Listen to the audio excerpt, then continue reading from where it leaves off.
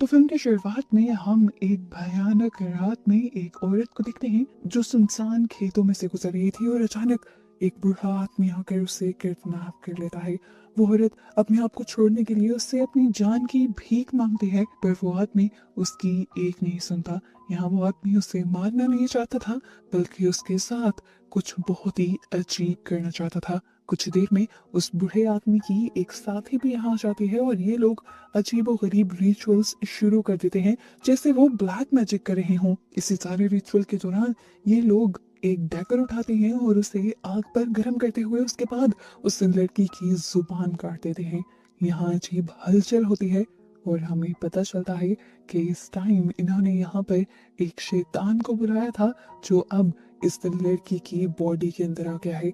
यानी इन लोगों ने शैतान को बुलाने के लिए इस लड़की की बॉडी को वेसल के तौर पर इस्तेमाल किया था। इस सब के बाद वो बूढ़ा आदमी इस लड़की को अपने घोड़े के पीछे काट लगाकर ले जाने लगता है, लेकिन आधे रास्ते में ही उसे अजीब सी आवाज सुनाई देती है और वो जब पीछे मुड़कर दिखता है तो पता चलता है कि वो लड़की गायब हो चुकी थी। इसी लम्हे उसे खेतों में से एक विसल की सीटी की आवाज सुनाई देती है और वो पहले से भी ज्यादा डर जाता है, जैसे वो जानता हो कि इस सीटी का मतलब क्या था। कार्ड को घोड़े से आजाद करते हुए वो तेजी से अपना घोड़ा दौड़ाता है ताकि अपनी जान बचाकर यहाँ से भाग सके, लेकिन अचानक ही वो पोजेस्ड हुई हुई लड़की उसके सामने आ जाती है और उस पर हमला करके उसकी जान ले लेती है। सीन कट होता है और अगली सुबह हमें एक कपल से मिलकर आ जाता है, सेबेस्टियन और उसकी वाइफ। ये दोनों शहर से उसी गांव में आए हैं जिस गांव में रात को वो अजीबोगरीब सीन्स हुए हैं। सेबेस्टियन यहाँ पर अपने डैड के फ्यूनरल के लिए आया था और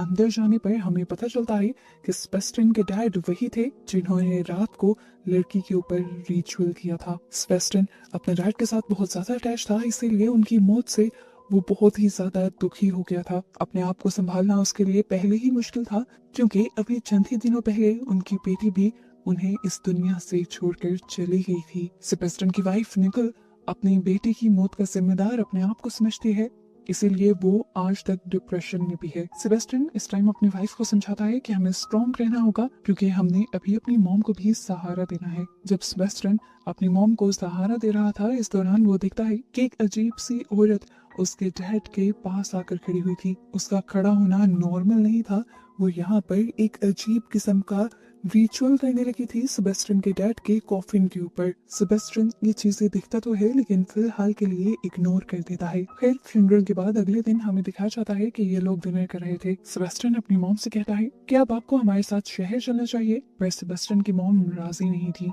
इनके बहुत बड़े बड़े फार्म्स थे जो इन्हें हेरिटेज में मिले थे, इन्हें विरासत में मिले थे, और वो अपनी इतनी बड़ी प्रॉपर्टी को छोड़ने के लिए तैयार नहीं थी, क्योंकि इसी प्रॉपर्टी की वजह से आसपास के गांव के सभी लोग उनकी बहुत ज्यादा इज्जत भी करते थे। अभी के लिए सेबेस्टियन की मॉम के पास बहुत से मसले थे जो उन्होंने रिजॉल्व भी करने थे, और वो ये चीजें सेबेस्टियन को बताने लगती हैं, जैसे उनके गांव की नदी के दूसरी तरफ कुछ अजीबोगरीब लोग रहा करते थे। सेबेस्टियन उनके बारे में जानता था और सेबेस्टियन तो उनको कल्ट मानता था, क्योंकि वो अजीबोगरीब रिचुअल्स कर कर शैतानों को बुलाते थे और क्लेम ये करते थे कि वो मरे हुए लोगों को बुलाकर उनसे बात कर सकते हैं। उस कल्ट के होने की वजह से बहुत से लोग इनके फार्म्स तक आने से डरते थे और इनके फार्म्स ये लोग आगे नहीं बढ़ा पा रहे थे, और सेबेस्टियन की मॉम को इन लोगों से छुटकारा चाहिए था। और वैसे इतना भी आसान नहीं था, इसलिए फिलहाल के लिए ये लोग इस चीज को यहीं पर ड्रॉप करते हैं और जाकर सो जाते हैं। आधी रात में निकोल की आंख खुलती है अजीबोगरीब शोर से। बाहर जाकर उसने देखा कि सेबेस्टियन के डैड का डॉग बहुत ही अजीब तरीके से बेचैन हो रहा था, रो रहा था। निकोल को लगा कि जरूर वो अपने मालिक के जाने से परेशान होगा, इसीलिए वो उसे सहलाने लगती है। इसी दौरान उसे बाहर एक मशाल नजर आती है। वो हैरान थी कि रात के इस टाइम कौन मशाल लेके आ सकता है। वो जब बाहर जाती है तो पता चलता है कि यहाँ पर वही लेडी थी जिसे हमने पहले सीन में भी उस ओल्ड मैन के साथ रिचुअल करते हुए देखा था, और दूसरे सीन में ओल्ड मैन की बॉडी के साथ भी कुछ करते हुए देखा था। वो यहाँ पर भी इस टाइम कुछ रिचुअल करते हुए एक पुतला चला रही थी, और वो उससे निकोल को यहाँ से चले जाने को कहती है, पर निकोल नहीं चाहती। उल्टा वो तो अपने डॉग को लिए खेतों में वॉक के लिए निकल जाती है, और तभी उसे सुनाई देती है वही स्थिति जो मूवी के पहले सीन में सुनी गई थी। और हम जानते हैं कि ये स्थिति एक मौत की आवाज है। इसी सीटी की आवाज को सुनकर डॉग खेतों के अंदर भाग जाता है। निकोल जब उसे लेने के लिए अंदर जाती है तो उसे खेतों में एक भयानक इंसान खड़ा हुआ दिखाई देता है, जिसकी आंखें भी चमक रही थी। निकोल उससे डर जाती है और फौरन वहां से भाग जाती है। उस टाइम वो डॉग को वहीं पर छोड़ आई थी।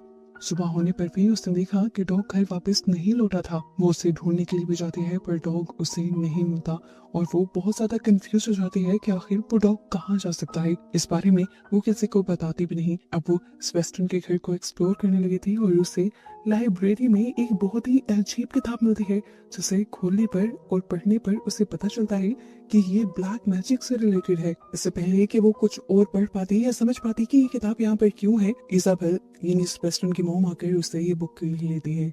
फिर निकोल को दोबारा से उस डॉग की याद सताने लगती है और वो अब वहां से एक घोड़ा लेकर निकलती है ताकि जंगल में डॉग को ढूंढ सके। जंगल में भी उसे कहीं डॉग नहीं मिलता, लेकिन वहां पर उसे एक लकड़ी से बना ब्रिज मिल जाता है जहाँ पर घोड़ा तो नहीं जा सकता था लेकिन वो जा सकती थी। इस पुल को क्रॉस करने के बाद वो पहुंचती है उसी जगह पर जहाँ वो कल्ट था, वही कल्ट जो क्लेम करता था कि हम मरे हुए इंसानों से बात कर सकते हैं। और इस टाइम ये सारे कल्ट के लोग वहाँ पर मिलकर एक रिचुअल भी कर रहे थे।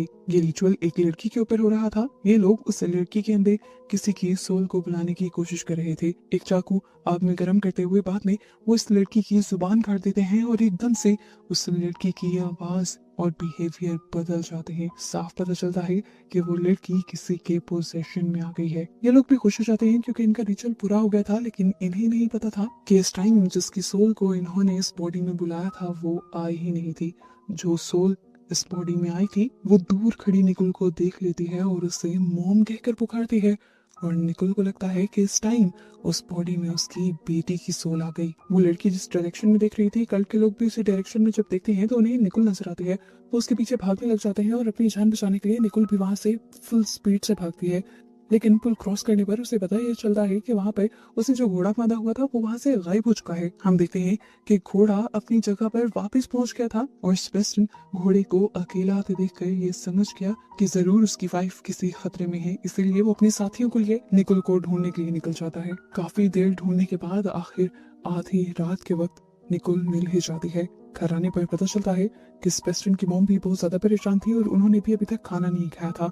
ये लोग मिलकर खाने के टेबल पर बैठ जाते हैं और स्पेस्टन की मॉम निकोल से कहती है कि आइंदा के बाद ऐसा कुछ मत करना।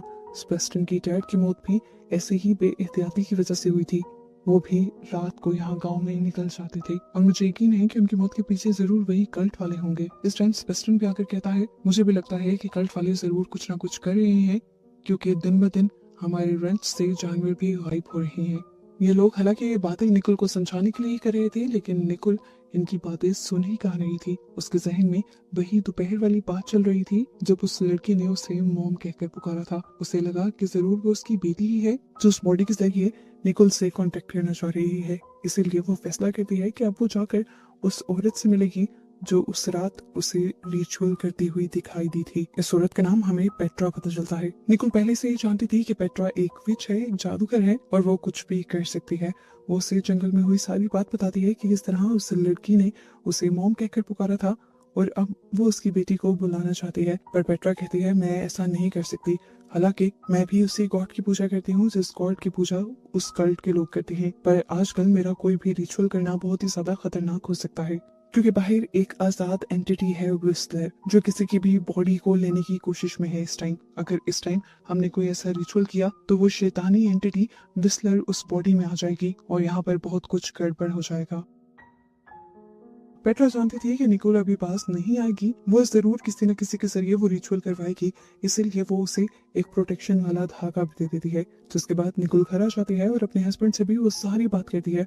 वो उसे कहती है कि मैं रिचुअल करना चाहती हूँ जिससे मैं एक मर्तबा अपनी बेटी से कांटेक्ट कर पाऊँ, पर सेबेस्टियन उसे ऐसा करने से मना कर देता है। सेबेस्टियन उसे समझाता है कि ये सब चीजें बकवास हैं, ऐसा कुछ नहीं हो सकता। मरे हुए लोगों से ना तो बात हो सकती है, ना ही वो इस दुनिया में वापस आ सकते हैं। लेकिन निकोल अपने हस्बैंड की भी नहीं सुनती और अगली सुबह उस कल्ट के पास ही चली जाती है इस सारे काम को करने के लिए। पर कल्ट के लोग भी उसके लिए ये रिचुअल करने से इनकार कर देते हैं, क्योंकि वो बताते हैं कि जिस औरत को वो वेसल बनाकर उसके अंदर सोल्स को बुलाया करते थे, एक तो वो औरत गायब है और दूसरा सबसे बड़ा खतरा विस्नर नाम की एंटिटी है जो इस जंगल में आजाद घूम रही है। वही पेट्रा वाली बात। वो कहते हैं कि ऐसे टाइम में अगर हमने रिचुअल किया तो हमें लगता है कि विस्लर की सोल किसी न किसी बॉडी को अपने कब्जे में ले लेगी। निकोल इन सब की मिन्नतें करने लगती है। वो इन सबको बताती है कि किस तरह डैनी की मौत हुई थी। सब लोग इमोशनल तो होते हैं पर फिर भी उसकी मदद करने से मना कर देते हैं। अब वो बहुत ज्यादा ना उम्मीद हो चुकी थी। वो वापस आ ही रही थी कि उसके पीछे एक आदमी आता है जो उस कल्ट वालों का ट्रांसलेटर भी था। कल्ट के लोग कोई दूसरी जुबान बोलते थे, इंग्लिश नहीं बोलते थे, और ये बंदा ही सब लोगों की बातें कल्ट को ट्रांसलेट कर कर बताता था।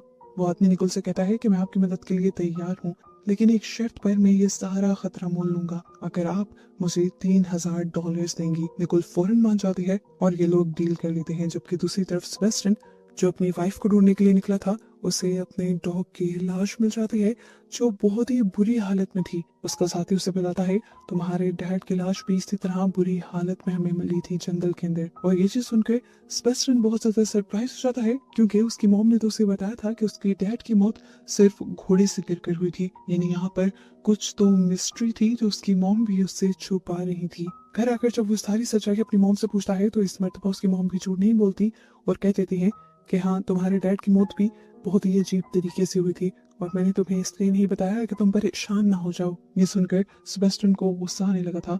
उसे लगने लगा था कि जो कुछ भी हुआ जरूर उस कल्ट की वजह से ही हुआ है।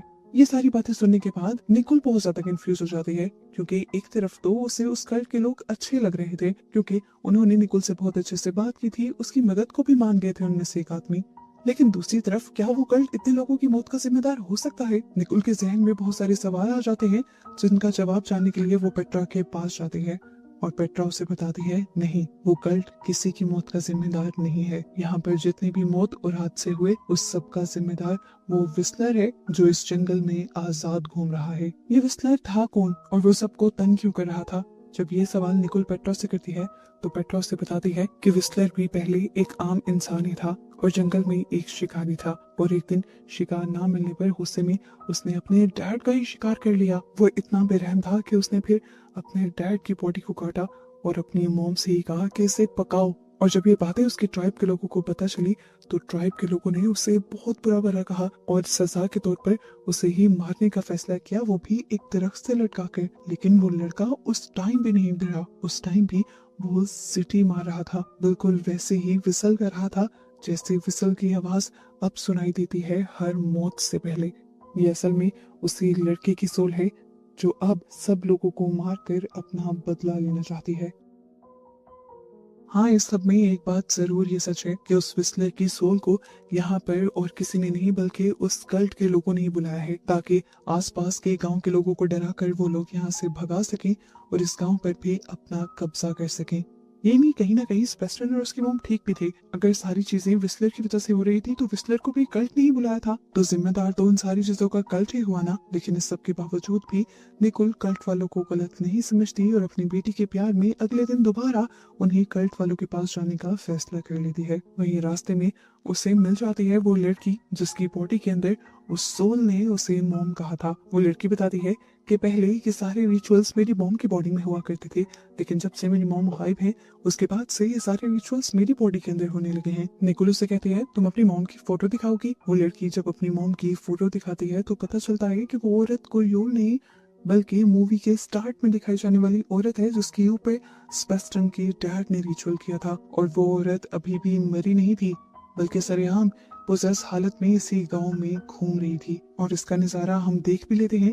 वो सेबेस्टियन के ही रेंजर में जाकर बहुत सारे जानवरों के ऊपर अटैक कर देती है और उन्हें मारना शुरू कर देती है, जबकि सेबेस्टियन तो इस टाइम उस कल्ट के लोगों को ठिकाने लगाने के प्लान के लिए गया होता है। वो कल्ट के लोगों की बिजली भी काट देता है और इस गांव को कल्ट के गांव तक अटैच करने वाला वो पुल भी काट देता है, ये जाने बगैर कि इस टाइम उसकी अपनी वाइफ उस कल्ट की तरफ है और अगर अब ये ब्रिज ही टूट गया है तो वो वापस कैसे आएगी। दूसरी तरफ हमें पेट्रा को दिखाया जाता है जिसे सेबेस्टियन की मॉम जब बताती है कि रेंजर से बहुत सारे जानवर मर रहे हैं तो वो फैसला करती है कि वो उस औरत को ही मार देगी जिसके अंदर उस दिन उसने रिचुअल किया था। वो जानती थी कि उसी के अंदर विस्लर की सोल है। दूसरी तरफ यहाँ कल्ट के लोग अब निकोल के कहने पर अपना रिचुअल भी स्टार्ट कर देते हैं और उस लड़की के अंदर डैनी को बुलाने का प्रोसीजर शुरू हो जाता है। जैसे ही उनका ये रिचुअल खत्म होता है यहाँ एक बहुत ही भयानक काम होता है। इस लड़की के अंदर डैनी की सोल आने के बजाय एक खौफनाक शैतानी सोल आ जाती है। और यहाँ ट्विस्ट रिवील होता है कि वो सोल और किसी की नहीं बल्कि विस्लर की ही थी, क्योंकि दूसरी तरफ जहाँ पेट्रा ने विस्लर को मारने के लिए इस लड़की की मॉम को मार दिया था, तो अब विस्लर उसकी बॉडी से निकलकर इस लड़की की बॉडी में आ गया था, क्योंकि रिचुअल यहाँ पर भी सोल को ही बुलाने का चल रहा था और इसी चीज का उसने फायदा उठाया था। देखते ही देखते अब वो लड़की यहाँ से गायब हो जाती है और ये लोग बहुत ज्यादा परेशान हो जाते हैं, क्योंकि इस टाइम ये रिचुअल कल्ट की परमिशन के बगैर चल रहा। कल्ट के एक दो लोग ही सिर्फ निकोल का साथ दे रहे थे और वो लोग भी बहुत ज्यादा परेशान हो गए। ये लोग उस लड़की को ढूंढने के लिए घर के अंदर चले जाते हैं और उन्हें वहां पर वही सिटी सुनाई देती है जिसकी कहानी निकोल ने सुनी हुई थी। इसीलिए वो अपने साथी को लेकर वहां से भाग जाती है, जबकि दूसरी तरफ हमें दिखाया जाता है कि वो पोसेस लड़की अब अपने ही डैड को मार चुकी थी। कल के गांव को पार कर जैसे ही निकोल अपने गांव में आने वाली थी, तब उसे पता चला कि पुल तो सेबेस्टियन तोड़ चुका है। अपनी जान उसे बचानी थी, इसीलिए वो फौरन नदी में कूद जाती है ताकि वो अपने घर वापस जा सके। निकोल जब बुरी हालत में सेबेस्टियन को दिखती है तो सेबेस्टियन को लगता है कि उसके साथ कुछ बुरा कर दिया है कल्ट वालों ने, इसीलिए वो उन्हें मारने के लिए निकल जाता है बिना निकोल की कोई बात सुने। निकोल उसे रोकती रह जाती है और तंग आकर फिर वो सेबेस्टियन की मॉम के पास जाती है और उसे सब कुछ बताती है। वो बताती है कि कल्ट वाले गलत नहीं है, असल में गलत एक विस्लर नाम की एंटिटी है जिसे वो गलती से बुला गए हैं और वही सब लोगों की बॉडी में जाकर ये सारा काम खराब कर रही है। वो उसे कहती है कि हमें सब चीजों को किसी न किसी तरह से रोकना होगा। दूसरी तरफ हमें पेट्रा को दिखाया जाता है, वो अब उस लाश को जला रही थी जिसके अंदर उसने विस्लर को बुलाया था, क्योंकि उसे लग रहा था कि विस्लर अब इस बॉडी से निकल चुका है और इस लाश को खत्म हो जाना चाहिए, इसी के साथ विस्लर भी खत्म हो जाएगा। पर ये सब बस उसकी सोच ही थी, विस्लर तो एक दूसरी बॉडी में था। यहाँ इजाबेल और निकोल की बातों के दौरान इन्हें भी वही सीटी सुनाई देती है। ये दोनों पैनिक हो जाते हैं और फौरन यहाँ से निकलकर गाड़ी की तरफ भागते हैं। निकोल गाड़ी स्टार्ट करती है, लेकिन इजाबेल गाड़ी में बैठ भी नहीं पाती कि उससे पहले ही विस्लर उसके ऊपर अटैक कर देता है और उसे बेरहमी से मार देता है। निकोल इन सारी चीजों को इग्नोर करती है और जल्दी से गाड़ी लेकर पेट्रा के घर आ जाती है। वहां पर उसे वही डैगर मिलता है जिससे वो सारा का सारा रिचुअल किया गया था। वो उस डैगर को उठा लेती है और इसी टाइम पेट्रा आकर कहती है, इसे मत उठाओ, बहुत मुश्किल से मैंने विस्लर को वापस भेजा है और अब अगर वो आ गया तो बहुत बड़ी मुसीबत हो जाएगी। पहले भी ये सारी मुसीबत तुम्हारे फादर इन लॉ की वजह से हुई थी। ये सुनकर निकोल को एक और शौक लगता है। पेट्रा कहती है, हाँ, पहले मैंने तुमसे झूठ बोला था कि विस्लर को कल्ट वालों ने बुलाया है। असल में विस्लर को तुम्हारे फादर इन लॉ ने बुलाया था ताकि कल्ट वालों को यहाँ से भगाया जा सके, और क्योंकि इस सब में मैं भी इन्वॉल्व थी तो वो बात मुझ पर ना आ जाती, इसीलिए मैंने झूठ बोला। लेकिन अब क्योंकि मैं सब ठीक कर चुकी हूँ तो मैं सच बोल सकती हूँ। मैंने उस औरत को मार दिया जिसके अंदर विस्लर आया था और अब विस्लर किसी को तंग नहीं करेगा। ये कहानी सुननी थी कि अब निकोल को भी सब समझ आने लगा कि क्यों उस बच्ची के अंदर वो विस्लर आ गया था, क्योंकि वो बच्ची उसी औरत की बेटी थी। निकोल को अब गिल्ट होने लगता है कि पहले तो उसने अपनी बेटी को मार दिया था और अब उसी की वजह से एक और बच्ची की जान खतरे में थी, क्योंकि अगर वो उस रिचुअल को ना करवाती तो उस बच्ची की जान खतरे में ना पड़ती। वो यहाँ रोने लगी थी। सारी कहानी उसने पेट्रा को बता दी थी। वो पेट्रा से कहती है कि मैं सब ठीक कैसे करूं। पेट्रा कहती है, रास्ता तो एक ही है, तुम्हें उस लड़की को मारना होगा, तभी विस्लर उसकी बॉडी से निकलेगा। पर निकोल एक और बच्ची की जान लेने के लिए तैयार नहीं थी। वो कहती है, तुम मेरे ऊपर रिचुअल करो ताकि वो विस्लर मेरी बॉडी में आ जाए और फिर तुम मुझे मार देना। दूसरी तरफ अब हमें उस पोजेस हुई लड़की को दिखाया जाता है जिसके अंदर विस्लर है। वो जंगल में सेबेस्टियन के सारे साथियों के ऊपर हमला करते हुए उन्हें मारते हुए दरख्तों से उल्टा लटका देती है और उसके बाद फाइनली सेबेस्टियन के ऊपर भी हमला कर देती है और आखिर सेबेस्टियन को भी काबू करते हुए वो उसे दरख्त से उल्टा लटका देती है। लेकिन इससे पहले कि वो सेबेस्टियन को मार देती, यहाँ पर रिचुअल शुरू हो जाता है निकोल के अंदर विस्लर को बुलाने का। यहाँ पेट्रा नहीं चाहती थी कि निकोल की जान जाए, वो चाहती थी कि उसी लड़की की जान चली जाए, क्योंकि वो भी कल्ट वालों को पसंद नहीं करती थी। इसीलिए वो विस्लर को यहाँ बुलाते हुए बड़ी चालाकी से एक जेल में बंद कर देती है। लेकिन निकोल को यह मंजूर नहीं था कि उसकी वजह से एक बच्ची की जान चली जाए। इस सब के लिए वो अब पेट्रा को ही मार देती है और खुद से वो रिचुअल शुरू कर देती है। रिचुअल पूरा हुआ नहीं था कि सेबेस्टियन भी अपने आप को छुड़वाते हुए यहाँ आ गया और उस लड़की को मारने के लिए उसके ऊपर गन तान दी। निकोल ने उसे रोका और फिर वो जल्दी से एक कमरे के अंदर चली गई। उसने अपने इर्द गिर्द बहुत सारी आग जलाई और अपनी जुबान को उस डैगर से काटते हुए फाइनली उस रिचुअल को कंप्लीट कर लिया, जिसकी वजह से विस्लर अब उस लड़की की बॉडी को छोड़ते हुए निकुल की बॉडी में आने लगा था। निकुल अपने आप को जलाकर इस विस्लर को भी अपने साथ खत्म करना चाहती थी, लेकिन ठीक वक्त पर सेबेस्टियन ने यहाँ आकर निकुल की जान बचा ली। हमें पता चला कि वो विस्लर पूरी तरह निकुल की बॉडी में आ नहीं पाया था, क्योंकि निकुल ने यहाँ पर एक सेफ्टी वाला धागा बांधा हुआ था जो पेट्रा ने ही उसे दिया था। एक बॉडी से निकलकर विस्लर वापस उस बॉडी में नहीं जा सकता था और निकुल की बॉडी में वो पूरी तरह आ नहीं पाया था। इसी वजह से विस्लर अब किसी भी बॉडी को पोजेस नहीं कर पाता और आजाद हो जाता है। यहाँ गांव के लोग निकुल को होश में लाने की कोशिश करते हैं, लेकिन काफी देर तक वो होश में नहीं आती। हमें दिखाया जाता है कि बेहोशी के वक्त में वो अपनी बेटी से मिल रही थी। वो अपनी बेटी को गले लगाती है, उससे माफी मांगती है और यहाँ उसका सारा गिल्ट धुलने लग जाता है। होश में आने के बाद निकुल अब अपने आप को ठीक महसूस कर रही थी। वो जल्दी से उस लड़की को गले लगा लेती है जिसकी जान उसकी वजह से खतरे में गई थी। फाइनली सब ठीक हो गया था। निकुल और सेबेस्टियन फैसला करते हैं कि अब वो उस लड़की को अपनी बेटी बना लेंगे, क्योंकि उसकी मॉम और डैड तो उन्हीं की वजह से मारे जा चुके थे। यहाँ सेबेस्टियन की भी सारी गलतफहमी दूर हो गई थी कि वो कल्ट वाले बुरे लोग हैं, इसीलिए वो कल्ट वालों के साथ भी अब अच्छा बर्ताव करने लगता है। और यहाँ हमें लगता है कि मूवी की हैप्पी एंडिंग हो गई, पर ऐसा नहीं होता। मूवी के पोस्ट क्रेडिट सीन में हमें नदी के पास 3 बच्चों को दिखाया जाता है और उनमें से एक लड़की के पास वही डैगर था जिससे हमेशा वो रिचुअल किया जाता था।